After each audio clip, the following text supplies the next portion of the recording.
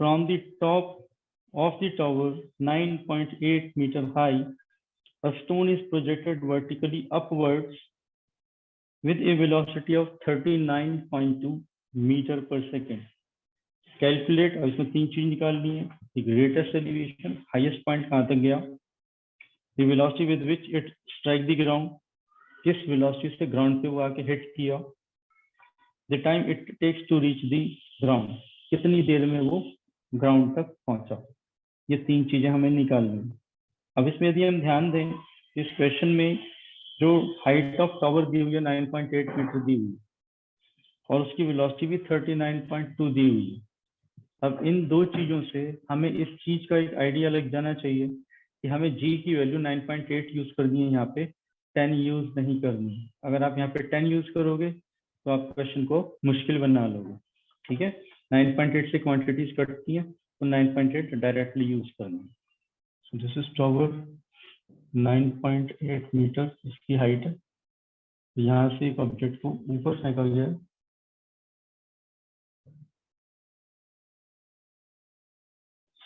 Projected in upward direction, u is equal to 39.2 metre पर second. अब u को हम हमेशा पॉजिटिव लेते हैं. ठीक है, अब u ऊपर की तरफ गया है, फाइनली वो नीचे आके गिर रहा है यहाँ पे, तो v कितना है इससे ये निकालना है. इसकी ये डिस्प्लेसमेंट नीचे की तरफ आई है s, तो ये नेगेटिव होगी. g हमेशा नीचे की तरफ एक्ट करता है तो ये नेगेटिव होगा, और ये हम लेंगे 9.8 मीटर पर सेकेंड स्क्वायर. राइट, ये सब चीजें. तो फर्स्ट चीज हमें निकालनी है कि वो मैक्सिमम हाइट कहाँ तक पहुंचा. अगर यहाँ से वो यहाँ तक को, इस हाइट को हम h मानते हैं. अब u भी ऊपर है, h भी ऊपर है, तो ये पॉजिटिव होगी. ठीक है, यहाँ से चला 39.2 मीटर पर सेकेंड से, और हाईएस्ट पॉइंट पे इसकी वेलोसिटी v जो है वो हो गई 0. ठीक है, तो h कितना होगा. To find this we use third equation of motion. Using third equation of motion, that is v square minus u square is equal to 2gh.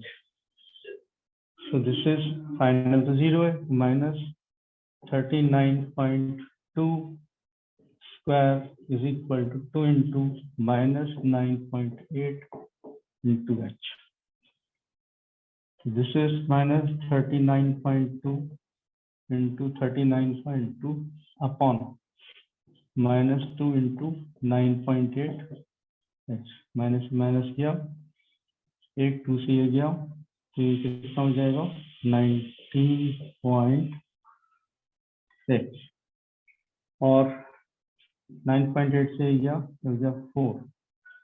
ठीक है, तो कितना हो गया ये 19.6 इंटू 4, 80 माइनस 1.6, तो 78.4 मीटर्स ये इसकी हाइट हो गई.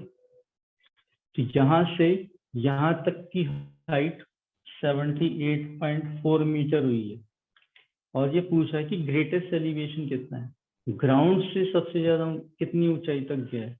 तो ग्रेटेस्ट एलिवेशन निकालने के लिए फिर 9.8 हमें इसमें ऐड करना पड़ेगा. Therefore h is equal to 9.8 plus 78.4, that is 2.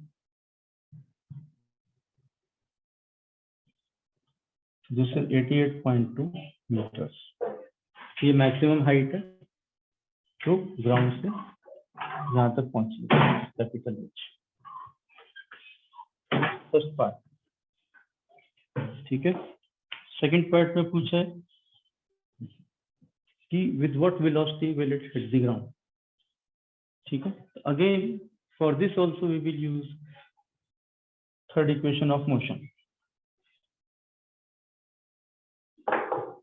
So third equation of motion is v square minus u square is equal to 2gh. Right? v हमें निकालना है, v square. U is 39.2, so 39.2 का square plus 2 into, जिसको मैं इधर ले आया, g की वैल्यू -9.8, और ये इनिशियल पॉइंट, ये फाइनल पॉइंट।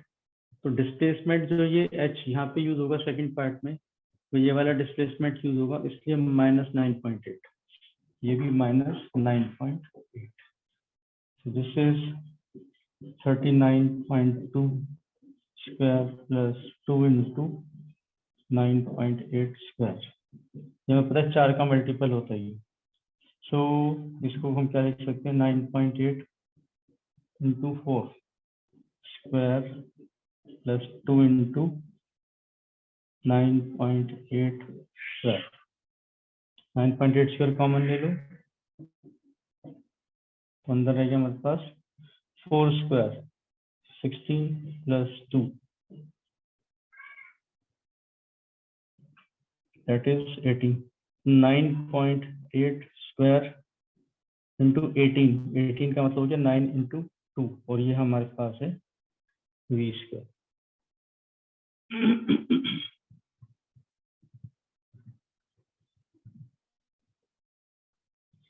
ठीक है, अब therefore v is equal to, और v क्या, हमें क्या करना पड़ेगा, स्क्वायर रूट लेना पड़ेगा।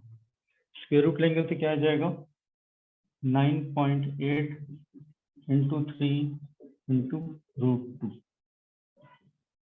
तो ये हो जाएगा, कितना हो गया, 27, 24, 28, 29, 29.4 √2 मीटर पर सेकेंड। यहाँ पे एक बात ध्यान देने की है कि ये जो वेलोसिटी जिससे इसे ग्राउंड पे हिट किया है, इसकी डायरेक्शन नीचे की तरफ है, जबकि इसकी डायरेक्शन ऊपर की तरफ है।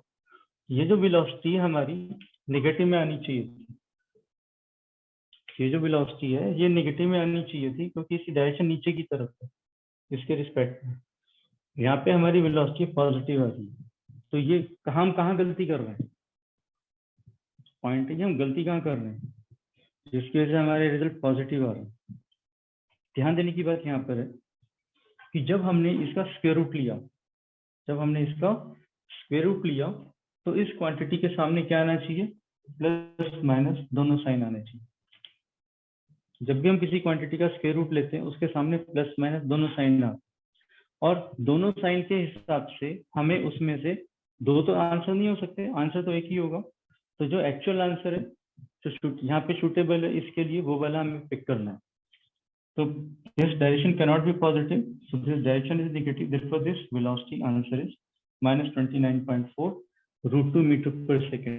So this is the velocity with which the object will hit the ground. ठीक है, ये फाइनल वेलोसिटी आ गई हमारे पास। अब हमें थर्ड क्या निकालना है कि इसको कितना टाइम लगा, in how much time did it reach the ground. तो उसके लिए इसको पहले यहाँ तक जाना पड़ा, फिर यहाँ से वापस आना पड़ा, तो टाइम ऑफ ट्रेवल निकालना। अब हमारे पास इनिशियल वेलोसिटी भी है, फाइनल वेलोसिटी भी है, तो हम टाइम ऑफ ट्रेवल निकाल सकते हैं।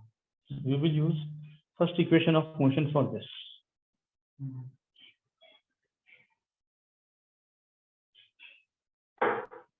This v is 29.4 √2. So we have, using first equation of motion,